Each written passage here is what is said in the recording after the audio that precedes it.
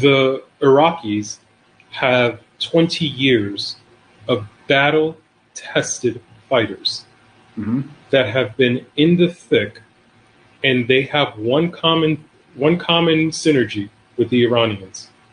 They both have a pound of flesh that they need to exact from the Israelis. The Iraqis, if you talk to any Iraqi, whether it's in Michigan or New York, they'll tell you flat out that the reason Iraq is in the condition that it's in is partly and in total because of the Israelis. Again, the distinction is between the Israeli and the Israeli government, the government specifically.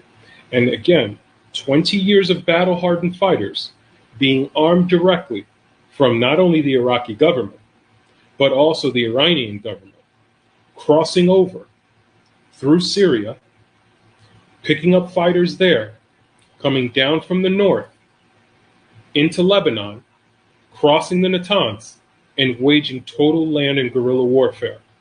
Jordan will fall. Sisi will have a choice. He either carries the line and allows fighters to fight covertly, or he loses his presidency and he loses his dictatorship control. Because what's the good of $1 billion if you're not alive to spend it? Again, it's not speaking positively of Sisi at all. It's just speaking to the geopolitical aspects. And then again, you have the Turks, who they absolutely, in Ankara will burn if Erdogan does not enter this war to support Palestine in some way, shape, or form, whether it's at the humanitarian level or whether it's at the kinetic level. And if I'm advising Erdogan, I would say provide support at the humanitarian level, because at least that'll give you shade and cover to not be able to send in ground forces at a kinetic level. It gives you the illusion of neutrality, because at this point, you're going to have a choice between your presidency and control of your government or the violation of your NATO agreement. Because remember, when one NATO nation goes to war, all others must support it. And that is not a diplomatic melee that the United States wants to have to deal with, because you would void all international treaties, which again, the United States is very common for doing, but it would be bold-faced, just a pure slap in NATO's face. And they would give impetus to all the other NATO nations, for example, like the Ukraine, who's talking about joining for protection. Well, if that's the case, if you're not willing to support other NATO members, why should we believe that you'll support us?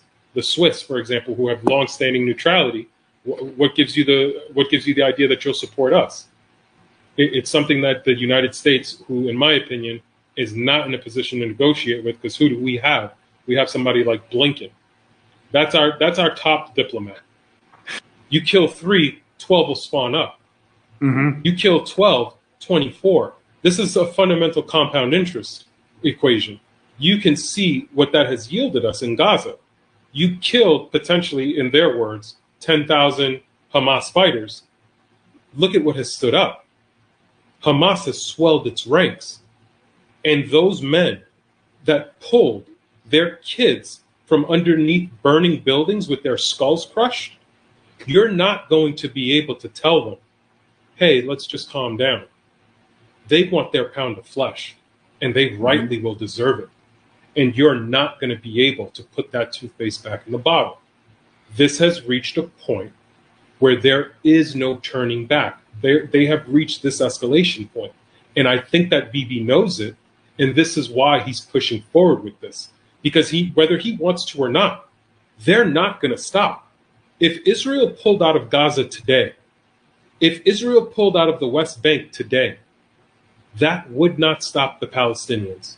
Mm-hmm. Greg, it's fundamentally simple, and it's just carnal. I'm a dad. You might not be a dad, but let me go ahead and kill your mom, your sister, your dad. Let me kill one of them, and let's see how you react. With all the training that you have, I wouldn't have a place on this earth I'd be safe, because you'd come and get me. Rightfully so. That's the same thing with a lot of the Israelis and the IDF soldiers. Those Palestinians who have pulled and watched their family members die from underneath the rubble, they want their justice. It's universal. It's the language of justice does not speak a specific dialect. It is universal in its application, and they are going to exact their justice.